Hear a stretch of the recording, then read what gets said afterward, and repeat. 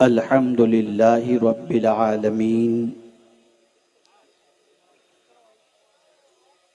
والعاقبۃ للمتقین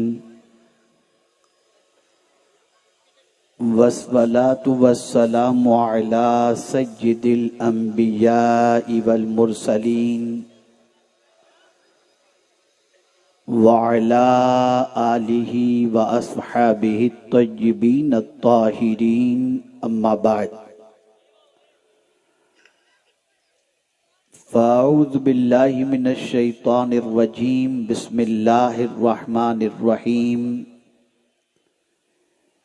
ان الساعة آتیۃ اکاد اخفیہا لتجزا کل نفس بما تسعی صدق اللہ العظیم۔ سبحان اللہ سبحان اللہ۔ قابل قدر علماء ذوی الاحترام، سادات کرام، حاضرین و حاضرات و ناظرین، السلام علیکم ورحمۃ اللہ وبرکاتہ۔ وعلیکم السلام ورحمۃ اللہ وبرکاتہ۔ میرے پیارے آقا صلی اللہ تعالی علیہ وسلم کے پیارے دیوانوں، جس آیے کریمہ کی تلاوت کا میں نے شرف حاصل کیا،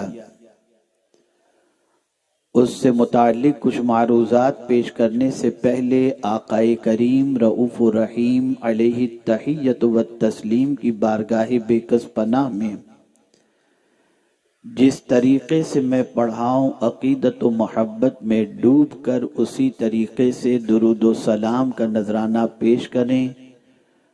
الصلاۃ والسلام علیک یا رسول اللہ، الصلاۃ والسلام علیک یا رسول اللہ، الصلاۃ والسلام علیک یا حبیب اللہ، الصلاۃ والسلام علیک یا حبیب اللہ، الصلاۃ والسلام علیک یا نبی اللہ، الصلاۃ والسلام علیک یا نبی اللہ، الصلاۃ والسلام علیک یا نور اللہ، الصلاۃ والسلام علیک یا نور اللہ، وعلی آلک و اصحابک یا حبیب اللہ، وعلی آلک وصحبہ صلی اللہ تعالی علیہ وسلم۔ صلی اللہ تعالی علیہ وسلم۔ میرے پیارے آقا صلی اللہ تعالی علیہ وسلم کے پیارے دیوانوں، مجھ سے پیشتر ایک ایمان افروز خطاب محب گرامی حضرت مولانا سید امین القادری صاحب سے آپ نے سماعت فرمایا، جو قبر سے متعلق تھا۔ چونکہ آج کا یہ عظیم الشان اجتماع در حقیقت ایک قبرستان کے قریب دیواروں کی تعمیر اور قبرستان کی صحیح طور پر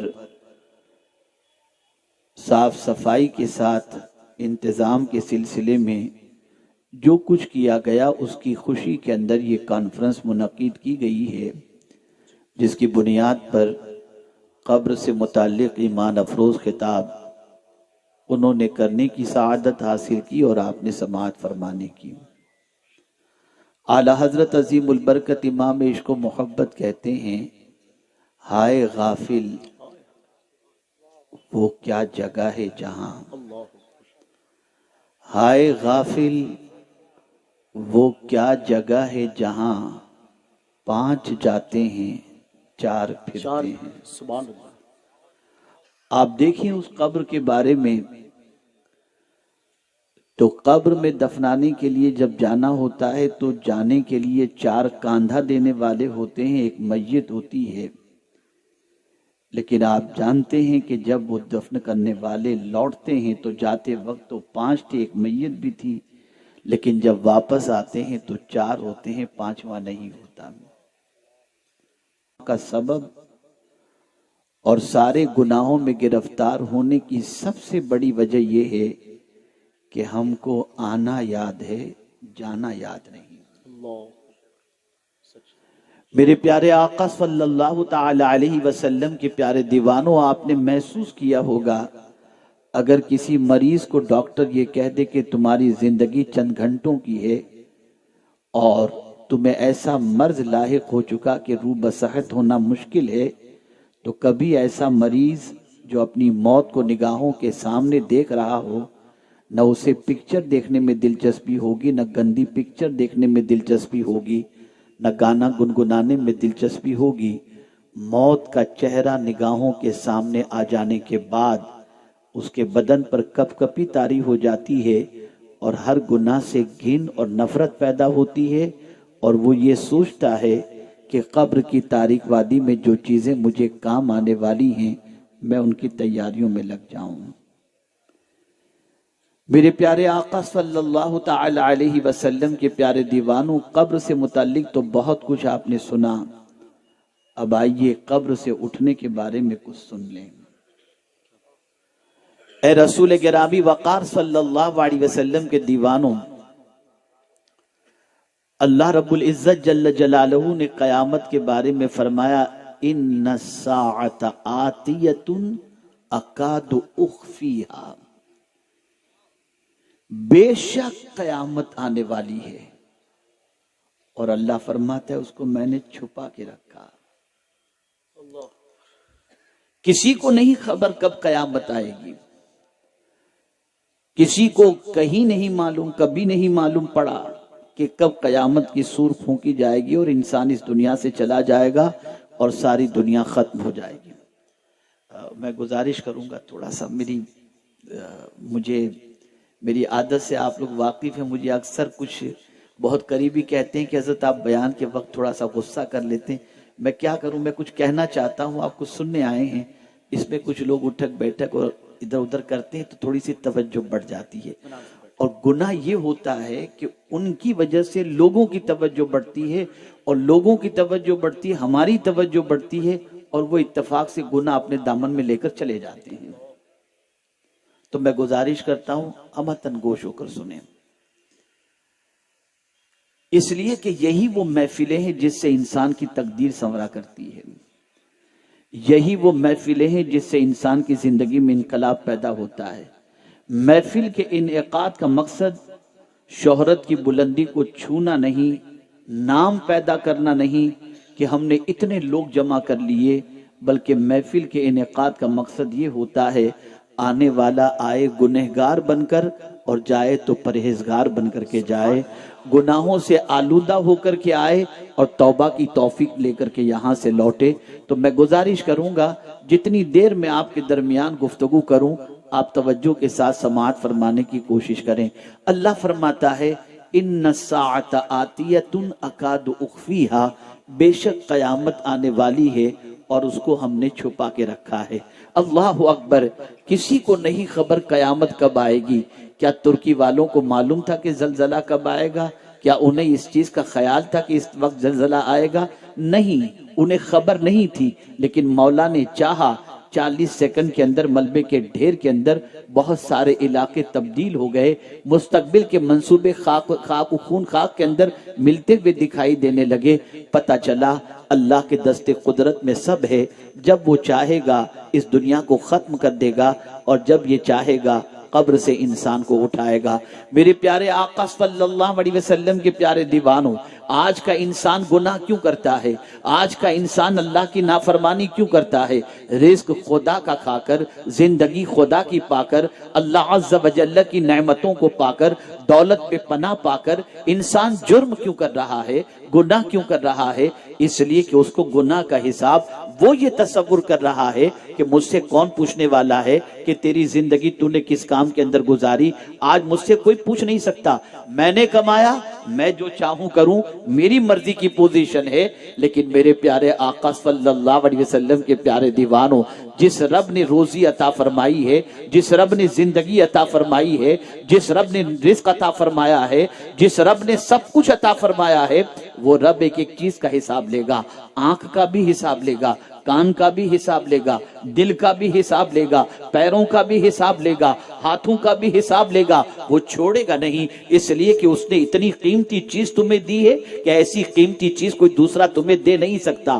ہاتھ کوئی نہیں دے سکتا، پیر کوئی نہیں دے سکتا، دل کوئی نہیں دے سکتا، یہ ساری اللہ کی عطا کردہ نعمتیں ہیں۔ آپ کیا سمجھتے ہو اللہ ان چیزوں کے بارے میں سوال نہیں کرے گا؟ جب آپ کسی کو اپنی دکان حوالے کر دیتے ہو تو دن بھر ایک ایک چیز کا حساب مانگتے ہو کہ آج تم نے کیا کیا، آج کتنا مال تم نے بیچا، تم اسے چھوڑتے نہیں ہو۔ تو مجھے بتاؤ، جس رب نے کیا، میں نے زبان دی تھی، تو نے کیا کیا؟ اللہ اکبر۔ آج حساب سے غفلت کی بنیاد پر اللہ کی بارگاہ میں جواب دہی کے تصور سے غافل ہونے کی بنیاد پر انسان کا وجود گناہوں کے دلدل میں ڈوبتا جا رہا ہے۔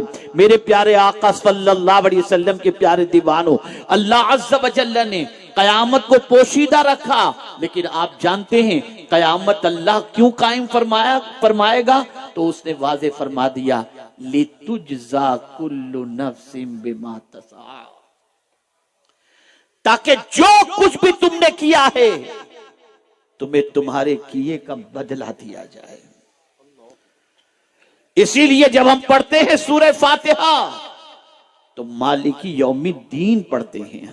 آپ نے کبھی محسوس کیا میرے پیارے آقا صلی اللہ تعالی علیہ وسلم کے پیارے دیوانوں، جو چاہو کر لو، جیسا چاہو کر لو، رات کی تنہائی میں کر لو، دن کے اجالے میں کر لو، لوگوں سے چھپ کر کے کر لو، کون ہم سے پوچھے گا؟ پوچھنے والی ذات رب کی ہے، جس نے سب کچھ عطا فرمایا ہے۔ وہ ایک دن پوچھے گا اور ایک دن اس کو جواب دینا ہے۔ جب جواب کا تصور ذہن کے اندر آتا ہے، جب جواب کا تصور دل و دماغ پر چھا جاتا ہے، تو وقت کے جلیل القدر صحابہ کانپتے نظر آتے ہیں۔ اللہ اکبر۔ ہمیں جنت کا سرٹیفکیٹ نہیں ملا۔ میں آج پڑھ رہا تھا حضرت سہل تستری رحمت اللہ تعالی علیہ کا ایک قول نظر سے گزرا، میرے رونگٹے کھڑے ہو گئے۔ اللہ اکبر۔ حضرت سہل تستری رحمت اللہ تعالی علیہ فرماتے ہیں، اگر 50 سال تک بھی میں عبادت کروں تب بھی میں ڈرتا ہوں کہیں موت کے وقت میرا ایمان تو نہیں چلا جائے۔ اے رسول اعظم صلی اللہ علیہ وسلم کے دیوانوں، یہ وہ لوگ تھے جو دن میں روزہ رکھتے تھے اور رات کو عبادت کرتے تھے، جن کے دامن پر گناہوں کا دھبا نہیں تھا، جن کی زندگی تلاوت کے اندر گزرتی، جن کی زندگی مخلوق خدا کی خدمت میں گزرتی۔ وہ جب تصور کرتے تو کانپ جایا کرتے تھے، لیکن آج ہمارا حال یہ ہے، ایسے بے باک ہو گئے کہ ہم سمجھتے ہیں ہمیں کون پوچھے گا، ہم جو چاہیں کریں۔ نہیں، ایک دن ہے پوچھنے کا، ایک دن پوچھا جائے گا، ایک دن اللہ پوچھے گا، اس دن کو اس نے رکھا ہے۔ آپ ذرا سوچیں، سیدنا صدیق اکبر رضی اللہ المولا تبارک و تعالی عنہ، جن کا مقام افضل البشر بعد الانبیاء، جو عشق مصطفیٰ صلی اللہ علیہ وسلم میں اتنے ڈوبے ہوئے تھے کہ اگر میں کہوں کہ سب سے پہلا عاشق صدیق اکبر تو غلط نہیں ہوگا۔ انہوں نے عشق میں مچلنے کا سلیقہ سکھایا، عشق میں تڑپنے کا انداز سکھایا، اور ان کا وصال بھی ہوا تو مصطفیٰ جان رحمت صلی اللہ علیہ وسلم کی محبت اور آپ کے ہجر و فراق کے اندر ہوا۔ لیکن آپ جانتے ہیں سیدنا صدیق اکبر رضی اللہ تعالی عنہ کو، جن کو رسول اعظم صلی اللہ علیہ وسلم نے جنت کی بشارت عطا فرمائی، یار غار بھی بنایا، یار مزار بھی بنایا، وہ صدیق اکبر کہتے ہیں کاش میں کوئی چڑیا ہوتا، کوئی پرندہ ہوتا، لوگ مجھے کاٹ کر کھا جاتے تاکہ قیامت میں اللہ کی بارگاہ میں مجھے جواب دینا نہ پڑتا۔ آپ ذرا سوچو، اللہ کو جواب دینے کے تصور سے وہ صدیق اکبر جن کو جنت کی بشارت دی گئی، وہ لرز رہے ہیں، وہ کانپ رہے ہیں۔ مسلمانوں، میں آپ سے پوچھنا چاہتا ہوں، ہمیں تو کوئی جنت کا ابھی تک سرٹیفکیٹ نہیں ملا، پھر بھی ہم غافل، جو چاہیں کر رہے ہیں۔ اگر پتہ چل جائے کہ کل انکم ٹیکس کی ریڈ پڑنے والی ہے تو حالت خراب ہو جاتی ہے۔ ایک افسر کو جواب دینے میں ناک میں دم آ جاتا ہے، اس پروردگار کو جواب دینے کا کوئی خیال نہیں، جس کے بارے میں خود رب فرماتا ہے ان ربک لبالمرصاد۔ دنیا کے انسان کی پکڑ معمولی پکڑ ہے، لیکن رب اپنی پکڑ کے بارے میں فرماتا ان بطش ربک لشدید، کہ بے شک تیرے رب کی پکڑ بہت سخت ترین پکڑ ہے۔ اے رسول گرامی وقار صلی اللہ تعالی، سوچ بدلو، یہ نہ سوچو کہ تم کو زندگی اللہ نے دے دی تم تمہاری مرضی سے گزارو، نہیں، تم سے دولت کا بھی حساب لیا جائے گا، زندگی کا بھی حساب لیا جائے گا۔ اور میرے پیارے آقا صلی اللہ علیہ وسلم کے پیارے دیوانوں، حساب کے تصور سے جلیل القدر اولیاء صحابہ سب لرزتے تھے اور کانپتے تھے۔ آپ جانتے ہیں جب حساب لیا جائے گا تو کیا ہوگا؟ کبھی کبھی کچھ نیکیاں کرنے کے بعد، جیسے شب برات آ گئی، شب قدر آ گئی، ماہ رمضان کے روزے ہو گئے، انسان یہ تصور کرتا ہے کہ اتنا سب کچھ کر لیا نا، اب کوئی فرق نہیں پڑے گا۔ نہیں، میں آپ کو بتاؤں، کل بروز قیامت ایک ایسا شخص اللہ کی بارگاہ میں حاضر ہوگا جس کے نامہ اعمال کے اندر نیکیاں ہی نیکیاں ہوں گی، جس کا دفتر نیکیوں سے پر ہوگا، اور جب میزان کے اندر اس کی نیکیوں کے دفتر کو رکھا جائے گا، رب فرمائے گا اس بندے کو میرے فضل سے جنت میں داخل کر دو، میرے فضل سے۔ اب جب وہ بندہ یہ سنے گا کہ رب یہ فرما رہا ہے کہ میرے فضل سے جنت میں داخل کر دو، تو جانتے ہیں آپ، اسے اپنی عبادت یاد آئے گی، اللہ سے عرض کرے گا مولا جنت تو تیرے فضل سے مل رہی ہے، میں نے جو عبادتیں کی اس کا کیا؟ تب میرا کریم فرمائے گا فرشتوں اس کی ایک آنکھ نکالو، میزان کے ایک پلڑے میں اس کی آنکھ رکھو اور دوسرے پلڑے میں اس کی زندگی کی ساری عبادتیں رکھو۔ جب ایک آنکھ میزان کے پلڑے میں رکھی جائے گی اور دوسرے پلڑے میں زندگی کی ساری نیکیاں رکھی جائیں گی، نیکیاں کم ہو جائیں گی اور آنکھوں کا وزن زیادہ ہو جائے گا۔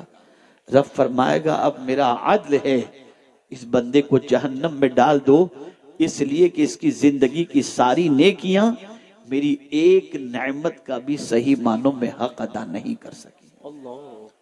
آپ مجھے بتاؤ میرے پیارے آقا صلی اللہ تعالی علیہ وسلم کے پیارے دیوانوں، کبھی آپ نے سوچا یہ آنکھ اللہ کی کتنی بڑی نعمت ہے، یہ پیر اللہ کی کتنی بڑی نعمت ہے، یہ ہاتھ اللہ کی کتنی بڑی نعمت ہے؟ ایک ایک نعمت کے بارے میں قیامت میں سوال پوچھا جائے گا، ثم لتسألن یومئذ عن النعیم، قیامت کے دن تم سے نعمتوں کے بارے میں پوچھا جائے گا۔ اللہ اکبر، میں حیران ہوں جب مولا علی کرم اللہ تعالی وجہہ الکریم نعمتوں کے بارے میں آقا کریم صلی اللہ علیہ وسلم سے پوچھتے ہیں کہ یا رسول اللہ صلی اللہ تعالی علیہ وسلم، سب سے پہلے قیامت میں کس نعمت کے بارے میں پوچھا جائے گا؟ تو فرمایا گیا جو ٹھنڈا پانی تم نے پیا ہوگا نا، اس ٹھنڈے پانی کے بارے میں پوچھا جائے گا۔ اللہ، ٹھنڈے پانی کے بارے میں۔ اللہ، آپ ذرا سوچو، اے رسول گرامی وقار صلی اللہ تعالی علیہ وسلم کے دیوانوں، اللہ کی انگنت نعمتیں ہیں، ان کی نعمتوں کو، اس کی نعمتوں کو ہم شمار نہیں کر سکتے۔ وہ خود فرماتا ہے وَإِن تَعُدُّوا نِعْمَةَ اللَّهِ لَا تُحْصُوهَا، اگر تم اللہ کی نعمتوں کو شمار کرنا چاہو تو شمار نہیں کر سکتے۔ میرے پیارے آقا صلی اللہ تعالی علیہ وسلم کی صلاحیت ہے اس حساب کا جو حساب اس کے نعمتوں کے حساب جواب دینے کا، اور حساب دینے کی طاقت ہے ہمارے پاس نہیں۔ وقت بھی اللہ کی نعمت ہے، زندگی بھی اللہ کی نعمت ہے، ماں باپ بھی اللہ کی نعمت ہے، اولاد بھی اللہ کی نعمت ہے، مال بھی اللہ کی نعمت ہے، اور یہ بھی یاد رکھیں جو سانس چلتی ہے نا، وہ سانس بھی اللہ کی نعمت ہے۔ کبھی آپ نے سوچا کہ چھینک آتے ہی الحمدللہ رب العالمین کیوں پڑھا جاتا ہے؟ آقا کریم صلی اللہ علیہ وسلم نے چھینک پر الحمدللہ پڑھنے کے لیے کیوں فرمایا؟ وجہ سب سے بڑی یہ ہے کہ چھینک آنے سے پہلے تمہاری سانس رک جاتی ہے، اور چھینک آتے ہی تمہاری سانس کنٹینیو ہو جاتی ہے، تو اس وجہ سے آقائے کریم نے فرمایا نئی زندگی ملنے پر اللہ کا شکر ادا کرو کہ اے کریم تیرا شکر ہے کہ تو نے دوبارہ مجھے زندگی عطا فرمائی۔ میرے پیارے آقا صلی اللہ علیہ وسلم کے پیارے دیوانوں، یہی وجہ ہے کہ رسول اعظم صلی اللہ علیہ وسلم نے فرمایا جسم کے اندر 360 جوڑ ہیں، اور ان 360 جوڑ کا شکر ادا کرنا ہر بندے کے لیے دن میں لازم ہے۔ سوال یہ پیدا ہوتا ہے یہ 360 جوائنٹس کا جوڑ کا شکر کیا ہے؟ تو فرمایا گیا سبحان اللہ کہنا، الحمدللہ کہنا، اللہ اکبر کہنا، صدقہ دینا، یہ ان نعمتوں کا شکر ہے، ان جوڑ کا شکر ہے۔ میرے پیارے آقا صلی اللہ تعالی علیہ وسلم کے پیارے دیوانوں، مجھے اس موقع پر حضرت عروہ ابن زبیر رضی اللہ المولا تبارک و تعالی عنہ کا ایک واقعہ یاد آ رہا ہے۔ نوجوانوں ذرا غور سے سنو، کون ہے حضرت عروہ ابن زبیر؟ یہ ام المؤمنین حضرت عائشہ صدیقہ رضی اللہ تعالی عنہ کے بھتیجے ہیں۔ اللہ اکبر، پیر میں آکلہ پڑ گیا، طبیب نے کہا پیر کاٹنا پڑے گا۔ اللہ اکبر، حضرت عروہ ابن زبیر رضی اللہ المولا تبارک و تعالی عنہ نے فرمایا ٹھیک ہے پیر کاٹ دو۔ تو طبیب نے کہا پیر اگر کاٹوں گا، آپ اگر ہوش میں ہوں گے اور پیر کاٹوں گا تو آپ کو تکلیف ہوگی، ایک کام کرو تھوڑی سی پہلے شراب پی لو، تاکہ شراب پینے کے بعد جب آپ مدہوش ہو جائیں گے اور پیر کاٹوں گا تو آپ کو تکلیف نہیں ہوگی۔ حضرت عروہ ابن زبیر نے فرمایا جس چیز کو میرے رب اور اس کے رسول نے حرام قرار دے دیا ہے میں اسے ہاتھ بھی نہیں لگا سکتا۔ تو طبیب نے کہا اے عروہ ابن زبیر، اگر تم ہوش میں رہ کر چاہتے ہو کہ میں تمہارا پیر کاٹوں تمہیں بے پناہ تکلیف ہوگی۔ حضرت عروہ ابن زبیر نے فرمایا کوئی بات نہیں، اگر تکلیف ہوگی تو میں صبر کروں گا اور صبر کا اجر میرا مولا بے حساب مجھے عطا فرمائے گا۔ اللہ اکبر، حضرت عروہ ابن زبیر نے جب کہا تو طبیب نے بھی حضرت عروہ ابن زبیر کے پیر کو کاٹ دیا، اور کاٹنے کے بعد جب زخم پر اس نے مرہم رکھا، طبیب نے کہا اے عروہ ابن زبیر اب رونے سے کیا فائدہ، درد تو ہوتا ہی ہوگا، میں نے تو پہلے ہی کہا تھا کہ پیر کٹے گا تو تمہیں تکلیف ہوگی، درد ہوگا، اب رونے سے کیا فائدہ۔ قربان جائیے حضرت عروہ ابن زبیر کے ارشاد پر، فرماتے ہیں طبیب میں درد کی وجہ سے نہیں رو رہا، یہ تو خوشی کے آنسو ہیں، یہ شکرانے کے آنسو ہے۔ طبیب کو حیرت ہوئی، اللہ اکبر، خوشی اور شکرانے کے آنسو۔ طبیب سے کہا ہاں کس بات پر عروہ تم شکر ادا کر رہے ہو، خوشی منا رہے ہو؟ غور سے سننا، کٹا ہوا پیر جو بازو میں پڑا ہوا تھا، اس کٹے ہوئے پیر کو اپنے ہاتھوں میں لیتے ہیں، اٹھاتے ہیں اور کہتے ہیں یہ پیر قیامت میں گواہی دے گا کہ عروہ ان پیروں پہ چل کے کبھی گناہوں کی دہلیز پر نہیں گیا، جب بھی ان پیروں پہ چل کر گیا ہے تو نیکیوں کے راستے پر چلا ہے، اس لیے میرا پیر کٹ گیا مجھے اس کا غم نہیں، میں اس لیے اللہ کا شکر ادا کرتا ہوں کہ قیامت میں یہ پیر میرے خلاف گواہی نہیں دیں گے۔ جب یہ تصور ہو، جب یہ ڈر ہو کہ قیامت میں پیر گواہی دینے والے ہیں، تو کبھی ان پیروں پر چل کر کے گناہ کی دہلیز پر انسان نہیں جائے گا۔ کیا قرآن کی آیت آپ نے نہیں پڑھی؟ یوم تشہد علیہم السنتہم وایدیہم وارجلہم بما کانوا یعملون، جو کچھ بھی تم کرتے ہو، جو کچھ بھی تم کرو گے، ہر چیز کی گواہی، ہاتھ بھی دیں گے، پیر بھی دیں گے۔ میرے پیارے آقا صلی اللہ تعالی علیہ وسلم کے پیارے دیوانوں، اللہ کی بارگاہ میں جواب دہی کے تصور کو اپنے دل و دماغ کے اندر محفوظ رکھیں، اللہ کی بارگاہ میں حاضری کے تصور کو اپنی زندگی کے اندر بالکل سامنے رکھیں، اس لیے کہ یاد رکھو میرے پیارے آقا صلی اللہ علیہ وسلم کے پیارے دیوانوں، جب انسان کے دل و دماغ پر حساب کا تصور غالب ہوتا ہے تو انسان اپنی زندگی کو گناہوں میں نہیں گزارتا۔ آپ مجھے بتاؤ، جس غوث پاک رضی اللہ المولا تبارک و تعالی عنہ کی محبت کا چراغ ہم اپنے حافظ پیدا ہوئے، وہ غوث پاک جو شکم مادر سے ولی بن کر تشریف لائے، وہ غوث پاک جو دوران سفر طالب علمی کے اندر 40 ڈاکوؤں کو جن کے صدقے میں توبہ کی توفیق نصیب ہوئی، وہ غوث پاک جن کے ٹھوکر سے مردہ زندہ ہو جائیں، وہ غوث پاک قیامت میں اللہ کی بارگاہ میں جواب دہی کے تصور سے کتنا ڈرتے ہیں۔ اللہ اکبر. فرمایا گیا کہ جب کعبے کے سامنے غوث پاک پہنچے تو کعبے کے دروازے پر غوث پاک نے اپنا سر رکھ دیا اور کہنے لگے اے اللہ عبد القادر کے گناہوں کو معاف فرما دے، اور اگر عبد القادر کے گناہ معافی کے قابل نہ ہوں تو قیامت میں تیرے نیک بندوں کے سامنے میرے مولا مجھے نابینا اٹھانا تاکہ تیرے نیک بندوں کے سامنے میں شرمندہ نہ ہو جاؤں. وہ ولی کامل، وہ غوث الثقلین، اللہ اکبر، جن کے ہاتھوں سے اللہ نے مردوں کو زندگی عطا فرمائی، وہ اللہ کی بارگاہ میں جواب دہی کے تصور سے اس طرح سے لڑک رہے ہیں. اور آج کا وہ مسلمان جس کی زندگی میں نیکی دور تک نظر نہیں آتی، جس کی زندگی گناہوں سے آلودہ ہے، جس کی صبح بھی گناہوں میں گزرتی ہے ہوتی ہے، اور جس کی رات بھی گناہوں کے داغ سے، گناہوں کے دھبوں سے جس کا دامن رات بھر آلودہ ہوتا ہے، وہ اللہ کو جواب دینے کی فکر چھوڑ دیا. دیکھا جائے گا. میاں یہ دیکھا جانے والا مسئلہ نہیں ہے، یہ دیکھا جانے والا مسئلہ نہیں ہے. قیامت کا معاملہ اللہ اکبر فزع اکبر فرمایا گیا، وہاں کوئی کام نہیں آئے گا. یوم یفر المرء من اخیہ، بھاگے گا بھائی اپنے بھائی سے قیامت کے دن، بھاگے گا. اور کوئی گروپ وہاں گروپ نہیں ہوگا. وَكُلُّهُمْ آتی ہے یوم القیامت فردا، اکیلے، alone.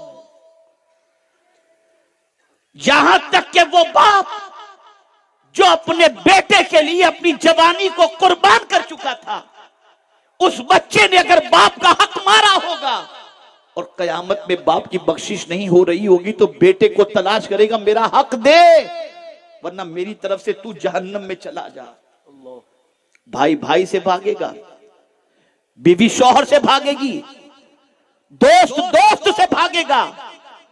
اے رسول اعظم صلی اللہ علیہ وسلم کے دیوانوں، اس کی کوئی تیاری نہیں، کوئی فکر نہیں، اور کوئی خوف ہی نہیں، کوئی احساس ہی نہیں. ہم نے یہ سمجھ لیا ہے کہ ہم جو چاہیں وہ چلے گا. نہیں، سوال کا جواب دینا ہوگا، اور اسی جواب دہی کے تصور کو اگر انسان دل و دماغ کے اندر محفوظ کر لے تو زندگی پٹری پر چلتی ہے.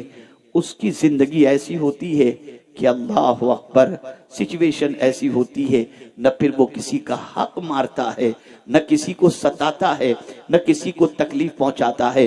اللہ اکبر. آپ ذرا سوچو، امام عشق و محبت کی زندگی سے اندازہ لگاؤ، تاجدار ولایت امام عشق و محبت کی زندگی کا جائزہ لگاؤ، اندازہ لگاؤ تو آپ کو پتہ چلے گا. اللہ اکبر. ایک ننھا سا بچہ، جواب دہی کا تصور، ننھا سا بچہ افطار لانے میں تاخیر کرتا ہے،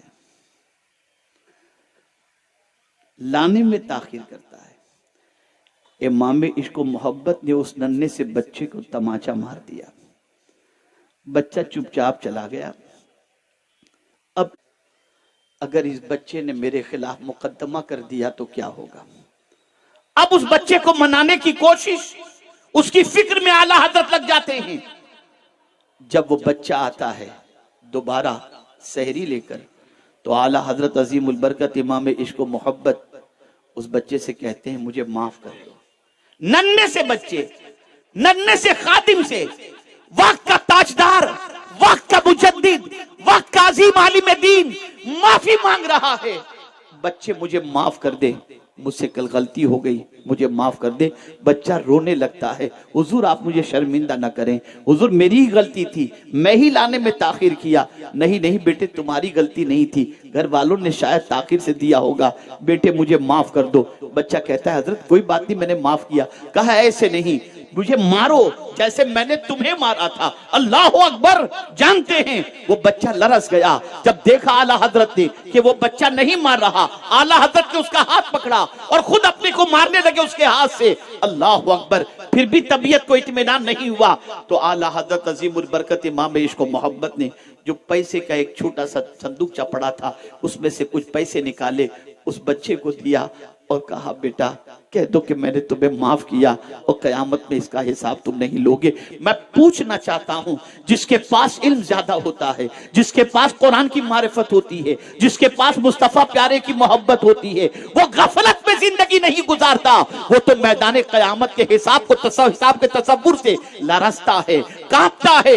میرے پیارے آقا صلی اللہ تعالی علیہ وسلم کے پیارے دیوانوں، یہاں تم انکم ٹیکس آفیسر کو منا کر کے روانہ کر سکتے ہو، وہاں کیا کرو گے؟ وہاں کون سی چیز کام آئے گی؟ کس طریقے سے بچ سکو گے؟ اس لیے اے رسول اعظم صلی اللہ تعالی علیہ وسلم کے پیارے دیوانوں، جو کچھ بھی ہم دنیا میں کریں گے، اللہ فرماتا ہے لِتُجْزَا كُلُّ نَفْسٍ بِمَا تَسْعَىٰ۔ قیامت اس لیے قائم ہوگی تاکہ جو کچھ بھی تم نے کوشش کی ہے، تمہاری ہر کوشش کا بدلہ قیامت میں تمہیں دے دیا جائے، تمہیں بتا دیا جائے۔ کسی کے ساتھ ناانصافی نہیں ہوگی۔ اللہ ارشاد فرماتا ہے وَأَنَّ اللَّهَ لَيْسَ بِظَلَّامٍ لِلْعَبِيدِ، اللہ اپنے بندوں پر ظلم نہیں کرتا، وہ انصاف کا دن ہے۔ جواب دہی کے تصور سے ڈرو، جواب دہی کے تصور سے کانپو۔ اللہ کی بارگاہ میں کیا جواب دو گے؟ اسی لیے آقا کریم صلی اللہ علیہ وسلم نے فرمایا بندہ قیامت کے دن اپنی جگہ سے ہل نہ سکے گا جب تک کہ 5 سوالوں کے وہ جواب نہ دے دے۔ پہلا سوال عن عمرہ فیما افناہ، بندے تو نے اپنی زندگی کس کام میں گزاری؟ ایک دن کا سوال اگر ہم سے اللہ پوچھ لے آج کا دن تو نے کس کام کے اندر گزارا، ہے طاقت جواب دینے کی ایک دن کے؟ وہ پوری زندگی کا سوال پوچھے گا، وہ پوری عمر کا سوال پوچھے گا۔ میرے بندے تو نے زندگی کس کام کے اندر گزاری؟ اس کے بعد پوچھے گا وان شبابہ فیما ابلا، اپنی جوانی تو نے کس کام کے اندر گزاری؟ آج کا جوان یہ تصور کرتا ہے میں جو چاہوں کر لوں، مجھے کون پوچھنے والا؟ باپ کو جھڑکتا ہے، ماں کو جھڑکتا ہے، بچیاں ماں کو جھڑکتی ہیں، ماں کو جھڑکتی ہیں، مرضی کی زندگی گزارتی ہیں، کون ہے ہمیں پوچھنے والا؟ ہم جوان ہیں، ہے پوچھنے والی ایک ذات جسے رب کہتے ہیں، وہ جوانی کے بارے میں پوچھے گا۔ جوانوں اپنی جوانی کی قدر کرو، جوانی کی حفاظت کرو، اور آج تک اگر جوانی کے اندر گناہ ہو چکے ہیں تو پھر بھی تمہیں اللہ کا محبوب بننے کا نسخہ میں تمہیں بتا دیتا ہوں۔ جوان ہو، گنہگار ہو، پھر بھی اللہ کا محبوب بننا ہے تو نسخہ کیا ہے؟ تو آقا کریم صلی اللہ علیہ وسلم ارشاد فرماتے ہیں توبہ کرنے والا جوان اللہ کو بہت پسند ہے۔ اے جوان اگر تو توبہ کر لے تو تیرا توبہ کرنا اللہ کو بہت پسند ہے، اور تیرے توبہ کرنے کی بنیاد پر اللہ تجھے اپنا محبوب بنا لے گا، اپنا مقرب بندہ بنا لے گا۔ توبہ کرو، جوانی کے بارے میں سوال ہوگا۔ میرے پیارے آقا صلی اللہ علیہ وسلم کے پیارے دیوانوں، وہ لوگ جن کی عقل کی بنیاد پر لوگ سمجھتے ہیں کہ ہم جیسا چاہیں جس طریقے سے الٹ پھیٹ کر کے مال کما لیں، تو سرکار صلی اللہ علیہ وسلم فرماتے ہیں قیامت میں رب پوچھے گا وَعَمْ مَالِهِ مِنْ أَيْنَ اِكْتَسَبَ، بندے مال تو نے کہاں سے کمایا؟ پوچھا جائے گا کہاں سے کمایا؟ یہ سوال پوچھا جائے گا قیامت میں۔ اور صرف یہی سوال نہیں بلکہ پوچھا جائے گا وَفِيمَا أَنْفَقَا، اور کہاں تو نے خرچ کیا؟ پتہ چلا اپنی مرضی سے عیاشیوں کے اندر خرچ تم نہیں کر سکتے۔ اگر یہ تصور کرو کہ میری مرضی سے، میری محنت سے میں نے مال کمایا، موج مستی نہ کروں تو کیا کروں؟ نہیں، مال کا حساب بھی اللہ کو دینا پڑے گا، اس کا سوال بھی اللہ قیامت میں پوچھے گا۔ اور اسی کے ساتھ ساتھ یہ بھی سوال پوچھا جائے گا بندے جتنا جانتا تھا اس پر تو نے کتنا عمل کیا، یہ سوال بھی پوچھا جائے گا۔ اور اس سوال پر وقت کے جلیل القدر علماء لرز جاتے، اسی لیے حضرت فضیل بن عیاض رضی اللہ المولا تبارک و تعالی عنہ اپنی والدہ سے اجازت لیتے ہیں، ماں مجھے اجازت دے تو شہر میں ایک بڑے خطیب آئے ہیں، میں ذرا ان کا خطاب سن لوں۔ ماں نے کہا بیٹا کیا وجہ ہے خطاب سننے جانے کی؟ ماں بہت اچھا بولتے ہیں اس لیے جانا چاہتا ہوں۔ ماں نے کہا نہیں بیٹے، اگر اچھا سننے کی غرض سے جا رہا ہے تو نہیں، ہاں اگر اس نیت سے تو جا رہا ہے کہ جو کچھ وہ اللہ اور اس کے رسول کی بات بتائیں گے اس پر تو عمل کرے گا تو میرے بیٹے تجھے جانے کی اجازت ہے، ورنہ جاننے کے بعد بھی اگر تو عمل نہیں کرے گا تو قیامت میں اللہ کو جواب دینا بڑا بھاری پڑ جائے گا۔ اے رسول اعظم صلی اللہ علیہ وسلم کے دیوانوں، ہم جانتے ہیں کہ اللہ رب العزت جل جلالہ کو جواب دینا ہے، لیکن اللہ کو جواب دینے کے سلسلے میں ہم کوئی تیاری نہیں کرتے، کوئی ایسا کام نہیں کر رہے جس کام کی بنیاد پر رب قدیر جل جلالہ کی بارگاہ میں جواب دہی کا معاملہ آسان ہو جائے۔ اب آئیے 2 آیتیں عرض کر کے میں اپنی گفتگو کو ختم کرتا ہوں۔ جانا ہے یہ تو طے شدہ بات ہے، دنیا کا کوئی شخص چاہے 100 سال کی عمر پالے 200 سال کی عمر پالے پھر بھی اسے مرنا ہے، یہ اپنی جگہ پر حق ہے، اور قیامت قائم ہوگی یہ بھی اپنی جگہ پر حق ہے، اور بندہ قبر سے اٹھایا جائے گا یہ بھی حق ہے۔ اب تھوڑی دیر توجہ چاہوں گا تاکہ آپ اچھی طرح سے محسوس کر سکیں۔ میرے پیارے آقا صلی اللہ علیہ وسلم کے پیارے دیوانوں، میں یہاں کے منتظمین کا مشکور ہوں جنہوں نے ایئرپورٹ سے 8 باؤنسر انتظام کر کے رکھے تھے، خیر سے لے جائیں کوئی تکلیف نہ ہو، ٹھیک ہے اپنی جگہ پر۔ مجھے اسی موقع پر آیت یاد آئی، اللہ اکبر، آپ یقین مانیں ایک عجیب سی کیفیت پیدا ہوئی، قیامت میں بھی بندہ جائے گا،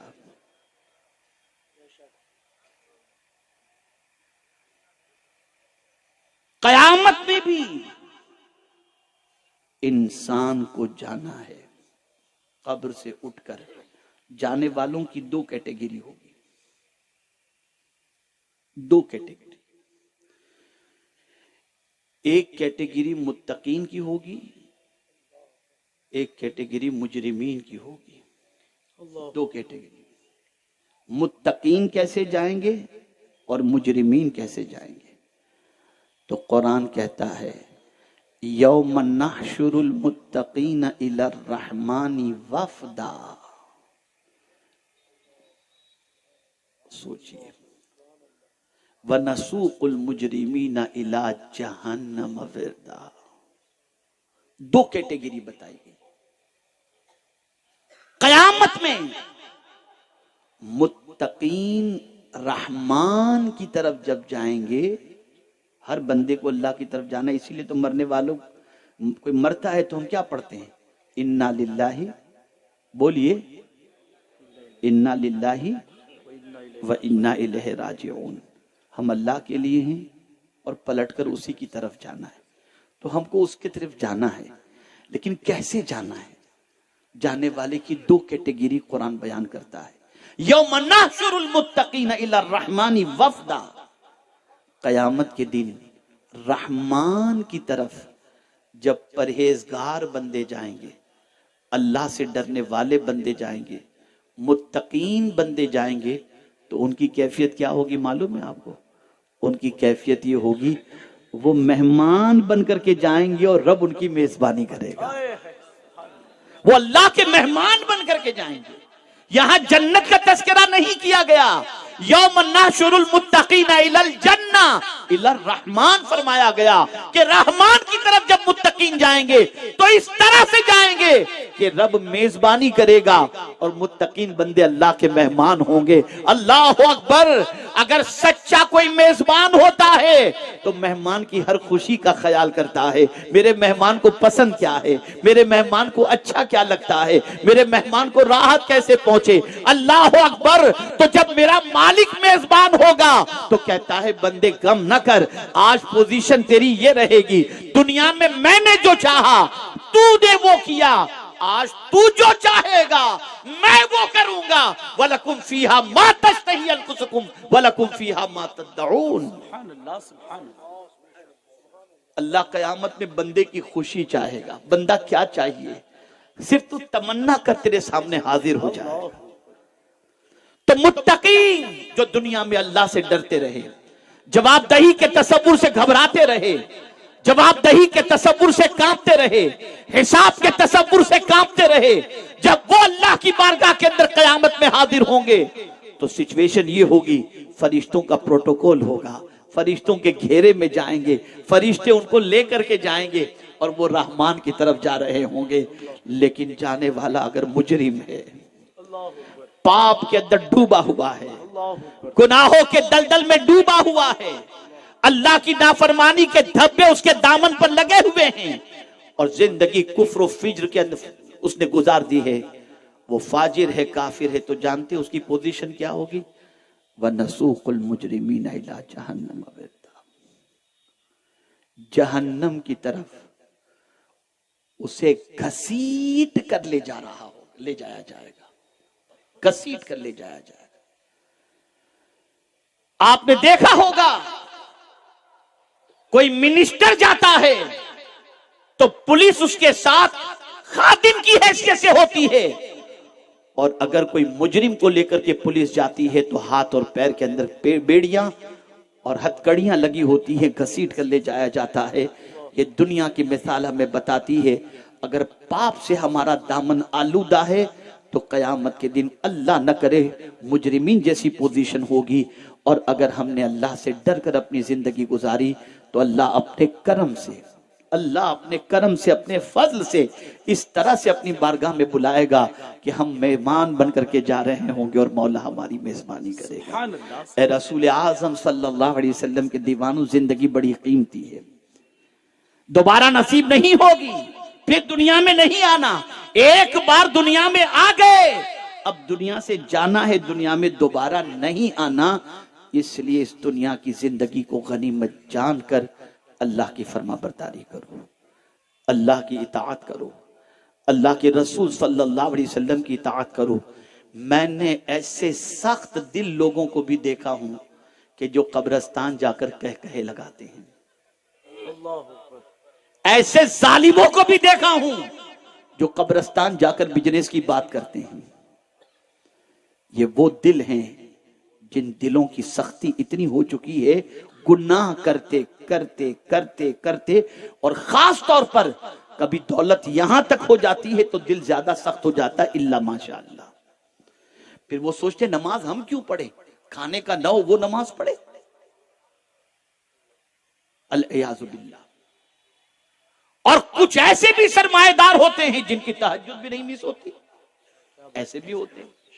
بدلو اپنی زندگی کو، بدلو اپنی سوچ کو. قیامت آنی ہے اور اللہ نے اسے چھپا کر رکھا ہے، اس لیے تاکہ قیامت میں تمہارے ہر کام کا بدلہ تمہیں دے دیا جائے. جیسا بو گے ویسا کاٹو گے. اس لیے اس زندگی میں اچھے کام کرو تاکہ قیامت کے دن کی رسوائی سے اللہ بچا لے. میرے پیارے آقا صلی اللہ علیہ وسلم کے پیارے دیوانوں، میں بہت بہت مبارکباد پیش کرتا ہوں. لوگ زندوں کے لیے انتظام کرتے ہیں، مرنے والوں کا انتظام کوئی نہیں کرتا. لیکن مبارکباد کے مستحق ہیں اس بستی کے رہنے والے جنہوں نے مرنے والوں کے لیے ایسا انتظام کر دیا ہے کہ مرنے والے سکون سے قبر میں آرام کریں. اللہ عز و جل ان انتظام کرنے والوں کی قبر کو بھی پروردگار جنت کے باغوں میں سے ایک باغ بنائے. اور جتنے بھی حاضرین و سامعین و ناظرات ہیں پروردگار سب پر کرم کی نظر فرمائے، خاص طور پر ہم سب پر بھی کرم کی نظر فرمائے. اور اللہ اپنے فضل سے ہم سب کی بخشش فرما دے. اللہ اکبر. استاد زمن اسی لیے اللہ کی بارگاہ میں عرض کرتے ہیں، خدا کی قسم اگر اللہ نے پوچھ لیا نا تو بہت مشکل ہے جواب دینا، بہت مشکل ہے. استاد زمن اسی لیے کہتے بے سبب بخش دے، بے سبب بخش دے، نہ پوچھ عمل، بے سبب بخش دے نہ پوچھ عمل، نام غفار ہے تیرا یا رب. مولا اگر تو حساب لے گا اور پوچھے گا تو ہمیں کہاں طاقت کے جواب دے سکے، بغیر سبب کے تو ہمیں بخش دے. اے رسول اعظم صلی اللہ علیہ وسلم کے دیوانوں، اعلی حضرت عظیم البرکت کو حساب کا کتنا ڈر تھا. کہتے ہیں کریم اپنے کرم کا صدقہ، لئی میں بے قدر کو نہ شرما، تو اور رضا سے حساب لے. وہ کہہ رہا ہے وہ عظیم ذات جس نے ہندوستانیوں کو محبت رسول میں تڑپنے کا سلیقہ عطا فرمایا اور باطل کو صدیوں تک اس طریقے سے پیروں تلے علم کی تلوار سے رود ڈالا کہ اب صدیوں تک جواب دینے کی ان میں طاقت نہیں. وہ بھی جب آخرت کا خیال اپنے دل و دماغ میں لاتا ہے تو کہتا ہے اللہ اکبر، تو اور رضا سے حساب لینا. رضا بھی کوئی حساب میں ہے. اور ہمارا حال یہ ہے، سمجھتے کون ہم سے حساب لے گا؟ العیاذ باللہ. بہت ٹف ہے میرے بھائی، بہت ٹف ہے. اس کی بارگاہ میں حساب دینا بہت ٹف ہے. اس لیے فرمایا گیا، فاروق اعظم رضی اللہ تعالیٰ عنہ فرماتے ہیں اس سے پہلے کہ اللہ تمہارا حساب لے تم خود اپنا حساب لے لو.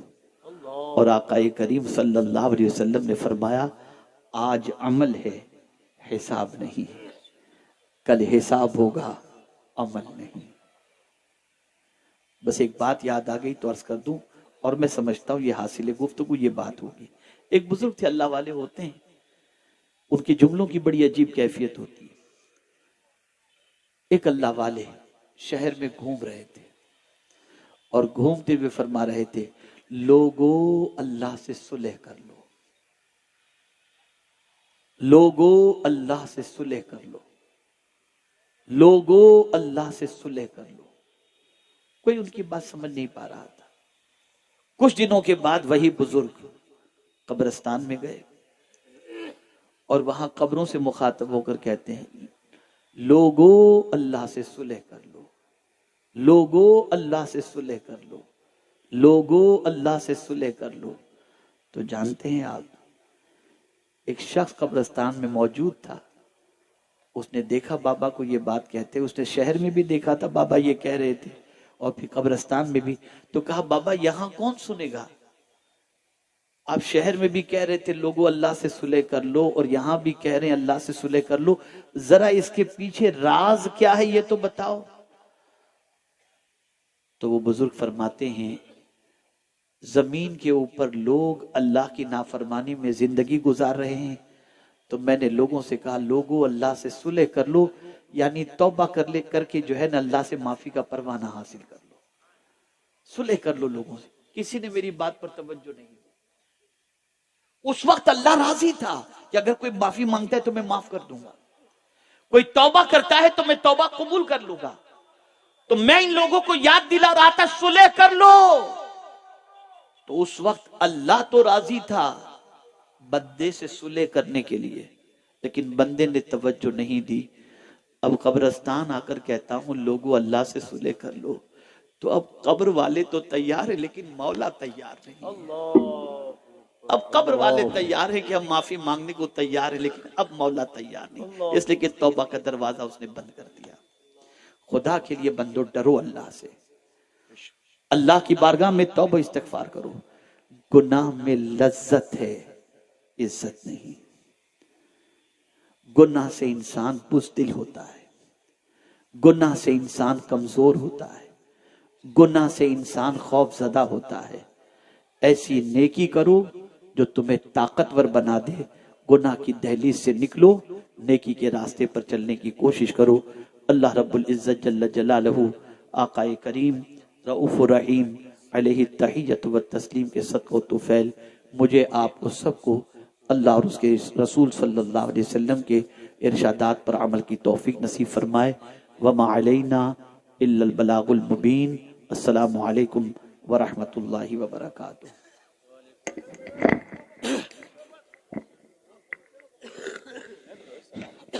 سلام. مصطفیٰ جان رحمت پہ لاکھوں سلام، مصطفیٰ جان رحمت پہ لاکھوں سلام، شمع بز میں ہدایت پہ لاکھوں سلام، درد دل لام دینے سے ہو تاکہ کم اس لیے لام آقا کا